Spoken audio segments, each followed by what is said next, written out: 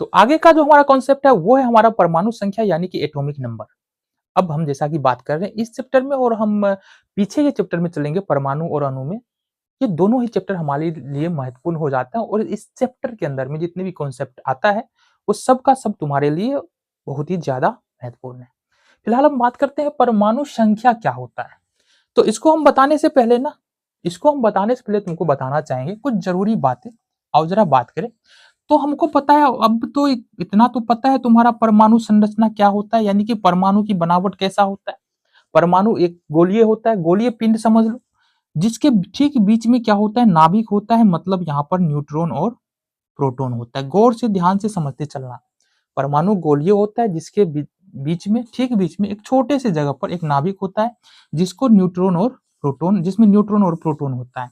इस नाभिक के चारों तरफ अलग अलग कक्षाओं में इलेक्ट्रॉन घूमता रहता है। इट मीन्स की चक्कर लगाता रहता है। ठीक है जी, चलो बहुत बढ़िया। अच्छा हम समझो बात को, जब केमिकल रिएक्शंस होते हैं, ठीक है, जब दो तत्वों के परमाणु एक दूसरे के आसपास आता है तो ये जो इलेक्ट्रॉन है ना, बाहरी कक्षा में हो, बाहरी कक्षा में जो इलेक्ट्रॉन होता है ना वो बाहर निकल सकता है। एक इलेक्ट्रॉन, दो इलेक्ट्रॉन और तीन इलेक्ट्रॉन कई बार बाहर निकल जाता है या किसी दूसरे एटम से निकलकर इस वाले कक्षा में आ जाता है।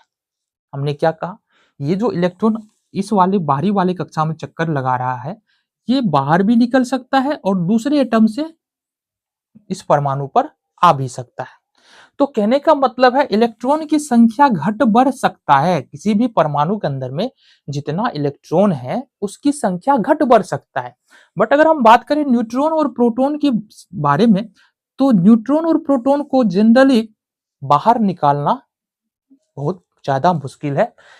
इसकी संख्या घटती बढ़ती नहीं है। न्यूट्रॉन और प्रोटॉन की संख्या जो है वही रहने वाली है, इसकी संख्या में किसी भी प्रकार का बदलाव नहीं होता है। अब हमारा जो प्रश्न था परमाणु संख्या क्या होता है, तो किसी भी परमाणु के अंदर में जो प्रोटॉनों की संख्या है, प्रोटॉनों की जो संख्या है वही हमारा परमाणु संख्या है। ठीक है, बेसिकली किसी भी परमाणु के अंदर में जो प्रोटॉनों की संख्या है वही परमाणु संख्या है।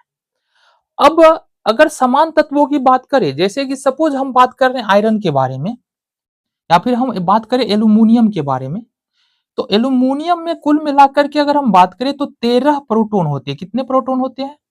13 प्रोटॉन होते हैं। अब ये एल्यूमिनियम का तुम कोई भी परमाणु उठा के देख लो, उसमें तुमको 13 ही प्रोटॉन, 13 प्रोटॉन ही नजर आने वाले हैं। किसी में कम ज्यादा प्रोटॉन नजर नहीं आने वाला है। तो कहने का मतलब है प्रोटॉनों की संख्या घटता बढ़ता नहीं है। इसलिए किसी एक तत्व का जो एटम होता है उसकी परमाणु संख्या में कभी भी मतलब क्या बदलाव नहीं आ सकता है। इसलिए हम ये भी समझ सकते हैं कि परमाणु संख्या जो है ना किसी तत्व के परमाणु का पहचान है। क्या है? किसी तत्व की परमाणु का पहचान है। क्लियर है बात? अगर हम बोल रहे हैं सोडियम, तो सोडियम में प्रोटॉनों की संख्या कितना होता है? 11। कितना होता है? 11। इसका मतलब कि सोडियम के जितने भी परमाणु होगा उस सब में, चलो देख लेते हैं, यहां पर सपोज हमारे पास बहुत सारा सोडियम का परमाणु हो सकता है, उस सब में 11 11 11 प्रोटॉन ही होने वाला है। इसका मतलब ये निकल के आया कि यहां पर प्रोटॉनों की संख्या घटता बढ़ता नहीं है। इसका मतलब किसी भी तत्व का परमाणु संख्या कभी बदलने वाला नहीं है। बातें समझ में आ गई? चलो जी बहुत बढ़िया। अब समझो कुछ और बातें। एक परमाणु के अंदर में हमने देखा रदरफोर्ड का मॉडल देखा, हमने देखा यहाँ पर टॉमसन का मॉडल और हमने देखा नील्स बोर का मॉडल। सभी मॉडल्स में एक ही बात बताया गया है, सभी मॉडल्स के अंदर कि प्रोटोनों की संख्या ये बराबर होता है इलेक्ट्रॉनों की संख्या के, इलेक्ट्रॉनों की संख्या के। और हमको पता है प्रोटॉन क्या होता है? पॉजिटिवली चार्ज होता है और इलेक्ट्रॉन होता है हमारा नेगेटिवली चार्ज। मतलब जितना प्रोटॉन है उतना ही इलेक्ट्रॉन है। कहने का मतलब यह है कि हम बोल रहे हैं जो प्रोटॉनों की संख्या है, प्रोटॉनों की संख्या है वो किसके बराबर है? ये तो परमाणु संख्या के बराबर है, परमाणु संख्या के बराबर है। अतः हम क्या बोल सकते हैं, एक सामान्य परमाणु है जो उदासीन परमाणु है, जो किसी प्रकार का आयन नहीं बना रहा है, किसी प्रकार का मॉलिक्यूल्स नहीं बना रहा है। इस प्रकार का जो परमाणु है जो किसी प्रकार का आयन नहीं बना रहा है ना, उसको बोलते हैं उदासीन परमाणु। क्या बोलेंगे? उदासीन परमाणु। उदासीन परमाणु का मतलब होता है, जैसा कि हमने बताया, कि यहां से 1 2 3 इलेक्ट्रॉन निकल सकता है। अगर किसी परमाणु में से एक भी इलेक्ट्रॉन निकला मतलब वो आयन बन गया। तो उसमें क्या होगा कि इलेक्ट्रॉन और प्रोटॉन की संख्या बराबर नहीं होगा। बट अगर ना ही परमाणु इलेक्ट्रॉन बाहर जा रहा है, ना ही बाहर वाले किसी दूसरे परमाणु से इलेक्ट्रॉन इस परमाणु पे आ रहा है, इस स्थिति में ये परमाणु हमारा उदासीन है, मतलब इलेक्ट्रॉन और प्रोटॉनों की संख्या इस स्थिति में बराबर होने वाला है। और जब उदासीन परमाणु होता है ना, तो उसमें हम क्या बोल सकते हैं कि प्रोटॉनों की संख्या बराबर होगा हमारा इलेक्ट्रॉनों की संख्या,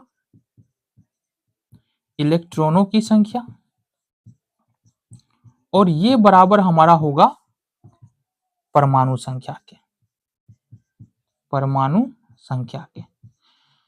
तो देखो, ये बताने का हमारा मकसद क्या था? अगर तुमको परमाणु संख्या पता है, ठीक है, अगर तुमको परमाणु संख्या पता है तो तुमको प्रोटॉन की संख्या पता है, इलेक्ट्रॉन की संख्या पता है, और परमाणु संख्या भी तुमको पता है ही। चलो जी, तो हमने कहा बाबू कि अब बता दो कि परमाणु संख्या होता क्या है। क्या लिखेंगे, बता दो जरा। तो हम क्या लिखेंगे? किसी तत्व के परमाणु में प्रोटॉनों की कुल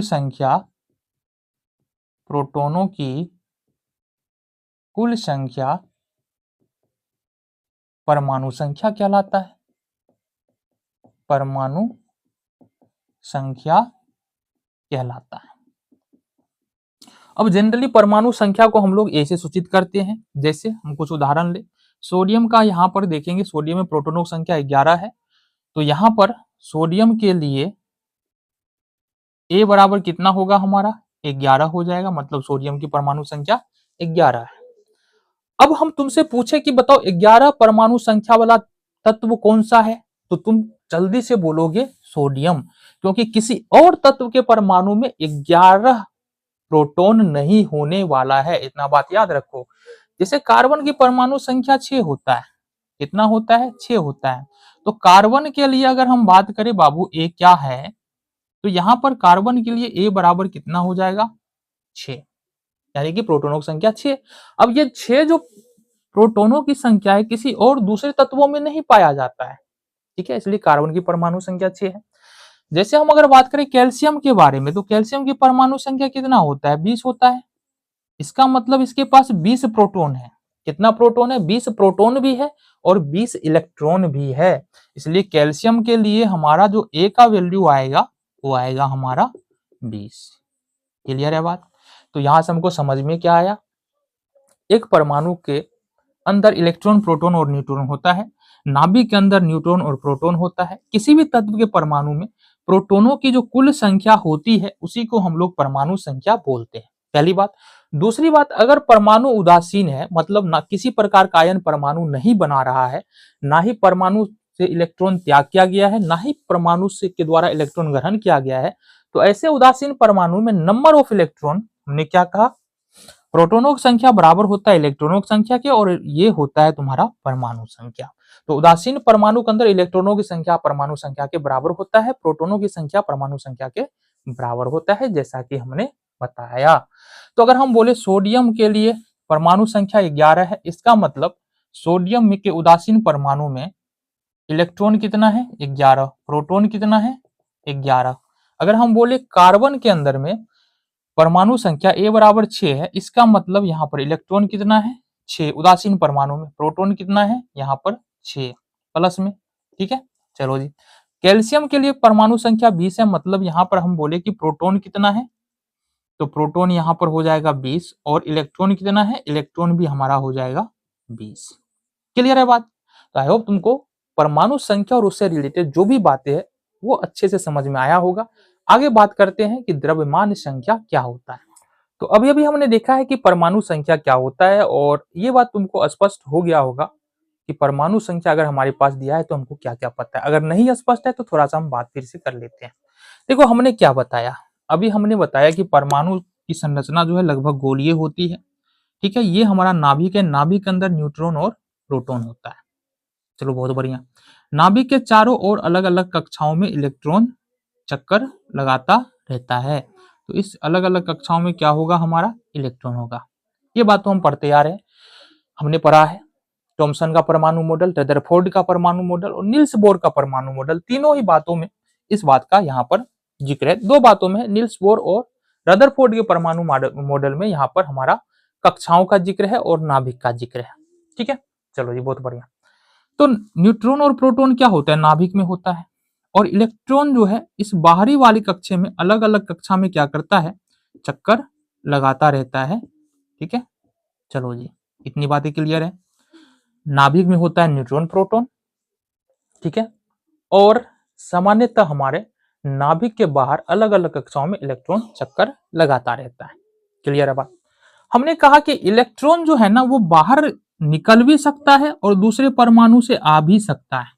तो इलेक्ट्रॉनों की संख्या बदलने वाला है। ठीक है, इलेक्ट्रॉनों की संख्या क्या होता है? हो सकता है किसी परमाणु के अंदर में बदल जाए, कम हो जाए, ज्यादा हो जाए आयन बनाने के क्रम में। बट न्यूट्रॉन और प्रोटॉन नाभिक से नहीं निकलता है, इस वजह से यहाँ पर न्यूट्रॉन और प्रोटॉन की संख्या नहीं बदलती है। इतना बात ध्यान रखो। अब यहाँ पर किसी परमाणु के अंदर जो प्रोटॉनों की संख्या है, ध्यान से देखना, परमाणु में प्रोटॉनों की संख्या, प्रोटॉनों की कुल संख्या परमाणु संख्या कहलाती है। परमाणु संख्या कहलाती है। तो किसी परमाणु के अंदर में कितना प्रोटॉन है उसी को हम लोग क्या बोलेंगे? परमाणु संख्या बोलेंगे। सोडियम के केस में देखेंगे, सोडियम में प्रोटॉनों की संख्या 11 होता है। इसका मतलब यहाँ पर ए बराबर 11, ए से हम परमाणु संख्या को सूचित करते हैं। कैल्शियम के केस में अगर हम बात करें तो यहाँ पर ए बराबर 20 होता है, मतलब प्रोटॉनों की संख्या 20 है। तो यहाँ पर कैल्शियम के लिए ए बराबर यहाँ पर 20 यहाँ पर हो जाएगा। ठीक है, मैं यहाँ पर देखेंगे एल्यूमिनियम के केस में यहाँ से ए बराबर कितना होता है? 13 होता है। इसका मतलब प्रोटॉनों की संख्या 13 है। ए बराबर यहाँ पर हमारा परमाणु संख्या कितना हो जाएगा? 13 हो जाएगा। कितना हो जाएगा? 13 हो जाएगा। चलो इतनी बातें समझ में आ गई। अब एक उदासीन परमाणु जो होता है, उदासीन परमाणु कहने का मतलब है इलेक्ट्रॉन ना ही परमाणु से निकला है, ना ही इलेक्ट्रॉन आया है, नंबर ऑफ इलेक्ट्रॉन बराबर है नंबर ऑफ प्रोटॉन के, तो वो परमाणु हमारा उदासीन है। अब उदासीन परमाणु के अंदर हमने बताया कि इलेक्ट्रॉन की संख्या बराबर होता है प्रोटॉन की संख्या के। इसका मतलब अगर परमाणु उदासीन है तो अगर परमाणु संख्या हमको पता है तो इसका मतलब यह है कि उसका प्रोटॉन भी हमको पता है। परमाणु संख्या से क्या क्या पता है? इलेक्ट्रॉन की संख्या भी पता चल जाएगा और प्रोटॉन की संख्या भी पता चल जाएगा अगर परमाणु उदासीन है। फिलहाल ये बात हुआ हमारा परमाणु संख्या के। बातें समझ में आ गई? चलो जी बहुत बढ़िया। अब हम बात करते हैं कि ये द्रव्यमान संख्या क्या होता है। जैसा कि हमने देखा है रदरफोर्ड के परमाणु मॉडल में कि परमाणु का द्रव्यमान जो है ना वो नाभिक में होता है। परमाणु का संपूर्ण द्रव्यमान कहां पर होता है? नाभिक के अंदर में होता है और नाभिक में होता है हमारा न्यूट्रॉन और प्रोटॉन। क्या होता है हमारा? न्यूट्रॉन और प्रोटॉन होता है। इसका मतलब क्या हुआ? इसका मतलब अगर हमको न्यूट्रॉन और प्रोटॉन की संख्या पता है और इसको हम जोड़ ले तो वही हमारा द्रव्यमान संख्या कहलाएगा। क्योंकि जो भी परमाणु का इलेक्ट्रॉन का द्रव्यमान लगभग नगण्य होता है, नहीं के बराबर होता है, उसको कंसीडर हम लोग नहीं करते हैं। बट अगर बात करें जो परमाणु का द्रव्यमान होता है उसके न्यूट्रॉन और प्रोटॉन के कारण ही होता है। इसलिए न्यूट्रॉन और प्रोटॉन के द्रव्यमान को सम्मिलित रूप से हम लोग कहते हैं द्रव्यमान संख्या। तो यहाँ पर अगर तुमको अब फिर से तुमको परमाणु संख्या समझ में आ गया हो तो आओ जरा देखिए द्रव्यमान संख्या क्या होता है। तो हमने कहा किसी परमाणु के अंदर किसी परमाणु के अंदर इलेक्ट्रॉन नहीं लेंगे, प्रोटॉन और न्यूट्रॉन, प्रोटोनों और न्यूट्रॉनों के योग को द्रव्यमान संख्या कहते हैं। द्रव्यमान संख्या कहते हैं। ठीक है, क्लियर है बात? आ जाओ जी। अब इसका मतलब क्या निकल के आता है कि किसी परमाणु के अंदर में प्रोटॉन और न्यूट्रॉनों के योग को हम लोग द्रव्यमान संख्या कहते हैं। जैसे हम बात करें कि सोडियम के लिए, सोडियम के अंदर इलेक्ट्रॉन कितना होता है हमारा? इलेक्ट्रॉन तो होता है 11, और प्रोटॉन कितना होता है हमारा? प्रोटॉन भी हमारा 11 होता है, और न्यूट्रॉन कितना होता है? ये होता है हमारा 12। कितना होता है? 12 होता है। तो हमने कहा किसी परमाणु के अंदर प्रोटॉनों और न्यूट्रॉनों के योग को द्रव्यमान संख्या बोलेंगे। तो सोडियम के अंदर में 11 किसके प्रोटॉन और न्यूट्रॉन ना, तो 11 प्रोटॉन और 12 न्यूट्रॉन है हमारे पास। कितना है? 11 प्रोटॉन और 12 न्यूट्रॉन है। तो अगर हम इसको ऐड करें तो कितना आता है? 23 आता है।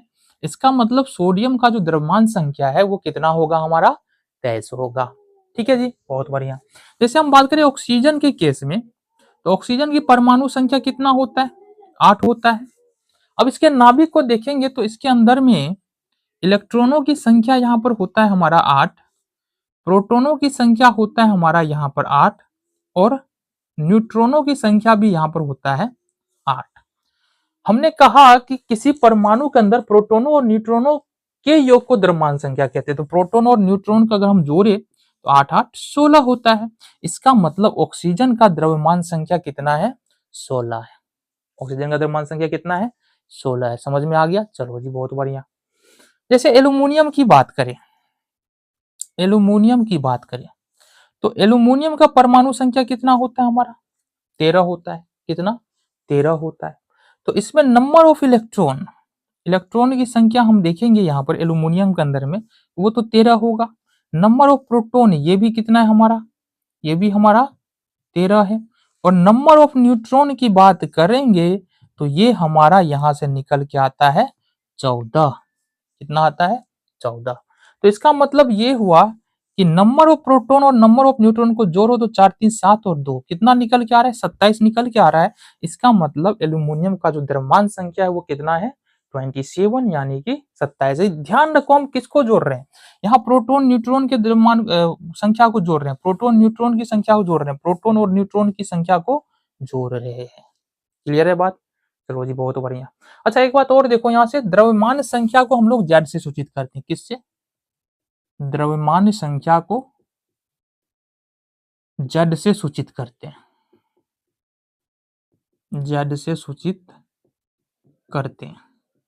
चलो जी, बहुत बढ़िया। आ जाओ, कुछ और बातें हो जाए। हमने क्या कहा देखना जरा। हमने कहा यहाँ पर, हमने क्या कहा? हमने कहा कि द्रव्यमान संख्या बराबर होता है, ध्यान से देखना, द्रव्यमान संख्या ये बराबर होता है इलेक्ट्रॉन की संख्या और प्लस में प्रोटॉन की संख्या। इलेक्ट्रॉन, प्रोटॉन है, न्यूट्रॉन और प्रोटॉन की। यहां पर लिखते हैं number of proton plus number of neutron, number of neutron. तो द्रव्यमान संख्या बराबर होता है प्रोटॉनों की संख्या प्लस न्यूट्रॉनों की संख्या के। ठीक है जी, ये बात तुमको हमेशा यहां से ध्यान निकला। इट मींस जेड बराबर हो जाएगा हमारा नंबर ऑफ प्रोटॉन और प्लस में नंबर ऑफ न्यूट्रॉन। क्लियर है? यहां से तुम एक बात ध्यान से देखना, यहां पर ध्यान से देखना एक बात को। अगर देखो तीन बातें यहाँ पर, एक तो जेड है जो कि है हमारा द्रव्यमान संख्या, एक है नंबर ऑफ प्रोटॉन और नंबर ऑफ न्यूट्रॉन। तो तीन बातें, एक द्रव्यमान संख्या है, प्रोटॉनों की संख्या है और न्यूट्रॉनों की संख्या है। अगर तुम इस तीनों में से कोई अगर दो बात तुमको दिया हुआ है तो तीसरी बात जो है ना तुम इजिली निकाल सकते हो, याद कर सकते हो। ठीक है, चलो जी, ये तुम्हारा द्रव्यमान संख्या हुआ। आई होप तुमको यहाँ से समझ में आया होगा।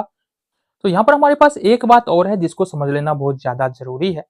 सपोज हमारे पास कोई एटम है, एक कोई एटम है। कौन सा एटम है? एक कोई एटम है। ठीक है, अगर एक की परमाणु संख्या यदि x है तो x को हम लोग यहाँ लिखेंगे, और एक का द्रव्यमान संख्या अगर मान लो हमारा कोई जैसे है ना, ये x हो गया, और एक की द्रव्यमान संख्या कुछ भी हो, सपोज y है तो y को हम लोग यहाँ लिखेंगे। तो यहाँ पर हमारा लिखाता है द्रव्यमान संख्या और यहाँ पर लिखाता है हमारा परमाणु संख्या। ये हो गया तुम्हारा द्रव्यमान संख्या और ये हो गया तुम्हारा परमाणु संख्या। जैसे उदाहरण के तौर पर यहाँ पर हमने क्या बताया, एक तत्व है हमारे पास ऑक्सीजन, ऑक्सीजन है, तो ऑक्सीजन की परमाणु संख्या 8 है, तो परमाणु संख्या कहाँ पर लिखना है हमको, यहाँ पर लिखना है। ऑक्सीजन का द्रव्यमान संख्या 16 है, तो द्रव्यमान संख्या 16 यानी 16 हमको यहाँ पर लिखना है। ठीक है, जैसे एल्यूमिनियम के केस में देखते हैं, ये हो गया हमारा एल्यूमिनियम। तो एल्यूमिनियम का अगर आप देखेंगे यहाँ पर परमाणु संख्या 13 है या प्रोटॉनों की संख्या 13 है, तो 13 हमको यहाँ लिखना है। और द्रव्यमान संख्या 27 है, तो 27 को हमको कहाँ लिखना है, यहाँ लिखना है। ठीक है, तो ये छोटी सी बात तुमको समझ में आ गई होगी। आगे देखते हैं हम कुछ और प्रश्नों को ना, द्रव्यमान संख्या पर आधारित कुछ प्रश्न भी बनते हैं और जरा उसको देखें। तो यहाँ पर हमारे पास कुछ प्रश्न है जो कि द्रव्यमान संख्या पर आधारित है, क्योंकि हमने अभी द्रव्यमान संख्या के बारे में बात किया है और इस प्रश्न को किए बिना ये हमको समझ में नहीं आने वाला है कि प्रश्न हमारे सामने किस प्रकार से आएंगे, किस प्रकार का प्रश्न आ सकता है। तो अब जरा हम बात करें कि प्रश्न क्या है और कैसे हम इस कॉन्सेप्ट द्रव्यमान संख्या का प्रयोग करके इन सारे प्रश्नों को सॉल्व कर सकते हैं। पहला प्रश्न है, एक तत्व की परमाणु संख्या की गणना करें, मतलब परमाणु संख्या हमको निकालना पड़ेगा, मतलब हमको प्रोटोनों की संख्या निकालना। याद रहे, जब भी परमाणु संख्या की बात होता है तो समझ लो प्रोटोनों की संख्या के बारे में बात किया जा रहा है। ठीक है, चलो जी, की गणना करें जिसके नाभिक में द्रव्यमान संख्या 23 है। दो बात यहाँ पर हमको पता है, पहली बात तो यहाँ पर द्रव्यमान संख्या 23 दिया हुआ है, दूसरी बात यहाँ पर न्यूट्रॉनों की संख्या हमको यहाँ पर 12 दिया गया है। तो हमने क्या कहा, सबसे पहले जो दिया है वो नोट करेंगे। तो दिया है हमको द्रव्यमान संख्या, द्रव्यमान संख्या बराबर 23 और फिर दिया है न्यूट्रॉनों की संख्या, ये है हमारे पास 12। दो बातें हमको यहाँ से पता है। चलो, अभी अभी हमने देखा कि द्रव्यमान संख्या बराबर होता है प्रोटोनों की संख्या और प्लस में न्यूट्रॉनों की संख्या के, इसके बराबर होता है। प्रश्न को यदि हम गौर से देखें तो हमारे पास द्रव्यमान संख्या 23 है, हमने 23 रखा, प्रोटोनों की संख्या हमारे पास नहीं है तो छोड़ दो, ये हो गया हमारा प्रोटोनों की संख्या और प्लस में यहाँ पर न्यूट्रॉनों की संख्या कितना है, 12 है। ठीक है, अब अगर हम देखें यहाँ से 12 को इस तरफ ले आए तो यहाँ से हमारा निकलेगा प्रोटोनों की संख्या बराबर 23, 12 को दूसरी तरफ लेके आएंगे -12 हो जाएगा, प्लस में इधर आगे -12 बराबर 11। इट मीन्स कि जो प्रोटोनों की संख्या निकल के आ रहा है वो 11 निकल के आ रहा है और प्रोटोनों की संख्या 11 है, इसका मतलब हमारा परमाणु संख्या कितना निकल के आ रहा है, 11। ठीक है, क्योंकि प्रोटोनों की संख्या बराबर होता है परमाणु संख्या के। ठीक है, इसका मतलब ये जो तत्व है, तत्व हमारा सोडियम है, सोडियम की परमाणु संख्या हमारा 11 होता है। क्लियर है बात। चलो जी, अगला प्रश्न की ओर, अगले प्रश्न की ओर बढ़े। एक परमाणु में इलेक्ट्रॉनों की संख्या 8 और प्रोटोनों की संख्या भी 8 है। देखो जरा हल देखें तो यहां पर इलेक्ट्रॉनों की संख्या जरा बताना कितना दिया है, ये दिया है 8, साथ ही साथ ये भी दिया है प्रोटोनों की संख्या, प्रोटोनों की संख्या ये भी दिया है हमारे पास 8। चलो बहुत बढ़िया। तो कह रहा है तत्व की परमाणु संख्या कितनी है, तो हमने कहा क्या कि प्रोटॉन की संख्या बराबर होता है परमाणु संख्या के। चलो जी कर ले, हमने कहा कि प्रोटॉन की संख्या बराबर होता है परमाणु संख्या के, इसका मतलब प्रोटॉन की संख्या 8 है तो परमाणु संख्या 8 है। और 8 तत्व वाला जो 8 परमाणु संख्या वाला जो तत्व है वो क्या है हमारा, ऑक्सीजन। ऑक्सीजन का परमाणु संख्या 8 होता है। दूसरा, परमाणु पर आवेश कितना है, तो किसी भी परमाणु पर तब आवेश बदलता है जब इलेक्ट्रॉनों की संख्या बदलता है, इलेक्ट्रॉन कम हो जाए इलेक्ट्रॉन ज्यादा हो जाए तो आवेश आता है। यहां पर इलेक्ट्रॉन और प्रोटॉन दोनों ही बराबर है, क्या बोलेंगे, यहां इलेक्ट्रॉन की संख्या बराबर है प्रोटॉन की संख्या के और दोनों क्या है 8, अतः परमाणु पर कोई आवेश नहीं है, परमाणु पर कोई आवेश नहीं है। इलेक्ट्रॉन और प्रोटॉन की संख्या यदि तुमको बराबर नहीं मिलता है तब परमाणु के ऊपर में आवेश आएगा। अगला प्रश्न देखते हैं। प्रश्न है हमारा, देखना ध्यान से कि हीलियम की द्रव्यमान संख्या 4 है। तो यहां पर हमारे पास दिया है द्रव्यमान संख्या, ये कितना दिया है? 4 दिया है। उसके नाभिक में 2 प्रोटॉन है, तो यहां से हमने कहा प्रोटॉन की संख्या क्या होगा? प्रोटॉन की संख्या हो जाएगा 2। तो न्यूट्रॉनों की संख्या क्या होगी? तो न्यूट्रॉनों की संख्या निकालना है। तो हमने कहा बाबू, अभी अभी हमने क्या देखा कि द्रव्यमान संख्या बराबर होता है प्रोटॉनों की संख्या और प्लस में न्यूट्रॉनों की संख्या के। ठीक है, अब इस प्रश्न की ओर देखिए, गिवन क्या क्या हमारे पास? द्रव्यमान संख्या 4 है, 4 की जगह पर रख दो, बराबर में प्रोटॉनों की संख्या यहाँ पर 2 है, 2 की जगह पर रखो, न्यूट्रॉनों की संख्या हमको नहीं पता है। तो अगर हम देखें यहां से न्यूट्रॉनों की संख्या, ध्यान से देखो, तो ये निकल जाएगा, 2 को इस तरफ लेके आएंगे, 4 - 2 बराबर 2।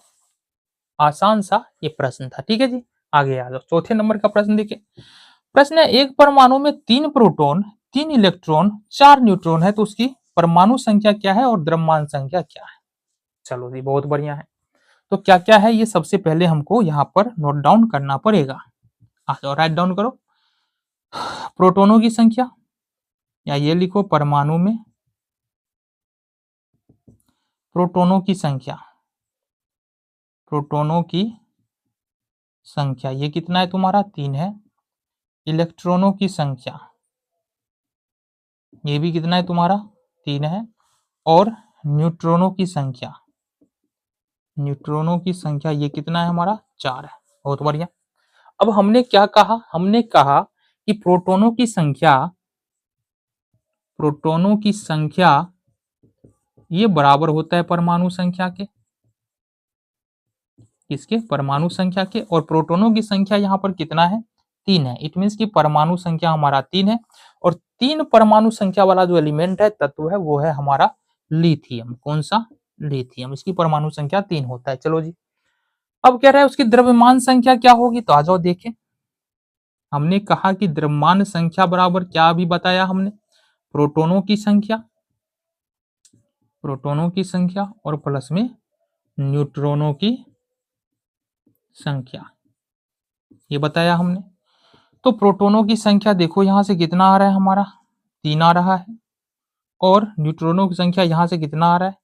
4 आ रहा है। ये निकल गया 7। तो यहां से द्रव्यमान संख्या कितना निकल के आया हमारा? 7। तो ये था हमारा द्रव्यमान संख्या और परमाणु संख्या, इलेक्ट्रॉन, प्रोटॉन और न्यूट्रॉन पर आधारित कुछ महत्वपूर्ण प्रश्न। आगे जो कॉन्सेप्ट हम देखने वाले हैं वो है संयोजकता। संयोजी इलेक्ट्रॉन क्या होता है, आओ जरा इसके बारे में बात करें।